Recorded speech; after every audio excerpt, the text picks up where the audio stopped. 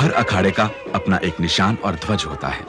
यह ध्वज 52 हाथ लगभग 78 फीट लंबे ध्वज दंड पर फहराता है। धर्म ध्वजा अधिष्ठापन किसी भी अखाड़े के लिए एक महत्वपूर्ण अनुष्ठान है, जिसमें स्थानीय प्रजा भी उतने ही उत्साह से भाग लेती है।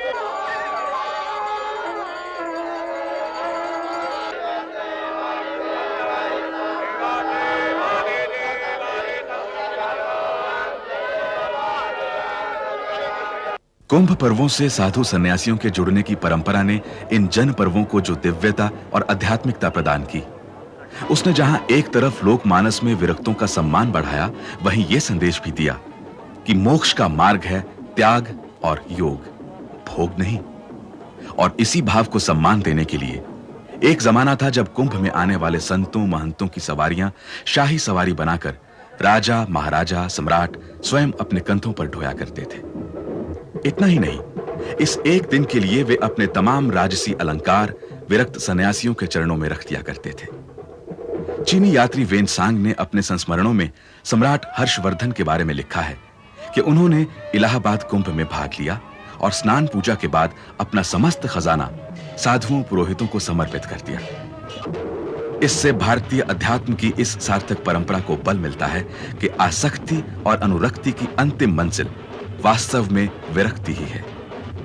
अनुराग को अंततः विराग के चरणों में ही समर्पित होना है। भारतीय साधु परंपरा इसी तथ्य और तत्व का बोध कराती है।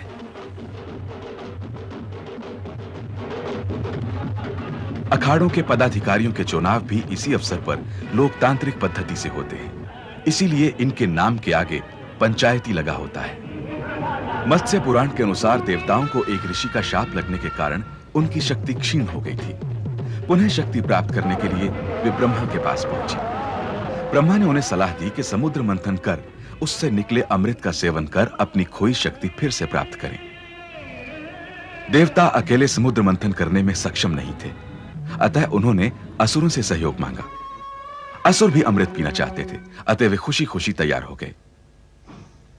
मंदराचल पर्वत को मथनी बनाया गया। सर्पों के देवता वासुकी को रस्सी के रूप में बांधकर समुद्र का मंथन शुरू हुआ। एक के बाद एक रत्न निकले। अमृत कलश लेकर धनवंतरी जैसे ही बाहर निकले, सुर असुर दोनों ही खुशी से उन्मत्त हो गए। दोनों ही अमृत पूरा का पूरा प्राप्त करने की कूट चाल में उलझ गए। देवराज इंद्र के इशारे पर उनका पुत्र जयंत अमृत कलश लेकर भाग निकला। असुरों और देवताओं के बीच घमासान युद्ध हुआ। छीना झपटी में कलश से अमृत छलककर पृथ्वी पर 4 स्थानों पर गिरा, जहां आज कुंभ के पर्व लगते हैं। दूसरी कथा यह भी है कि देवासुर संग्राम में सूर्य ने अमृत कलश को टूटने से बचाया। चंद्रमा ने अपने आकर्षण से गिरने से बचाया। बृहस्पति ने उसे असुरों से बचाया तथा शनि ने जयंत को अमृत नहीं पीने दिया। अतः जब 12 वर्ष में आकाश मंडल में चंद्र, बृहस्पति व शनि उसी समय के नक्षत्र योग में होते हैं तो हरिद्वार में कुंभ होता है। ग्रहों के विशेष मिलन के प्रभावों को आज वैज्ञानिकों ने भी स्वीकार कर लिया है। अतः कुंभ के महत्व को नकारा नहीं जा सकता। ऐसी मान्यता है कि पहले सभी साधु महादेव शिव के उपासक थे। शिव को प्रथम और दिव्य योगी माना जाता है। सभी शिव भक्त शैव कहलाए। बाद में विष्णु के अनुयायी साधुओं का भी एक वर्ग उभरा जो वैरागी कहलाया। कालांतर में गुरु नानक देव के बाद उदासी साधुओं की भी परंपरा शुरू हुई और पिछली सदी से निर्मल साधु परंपरा समाज में उभरी है।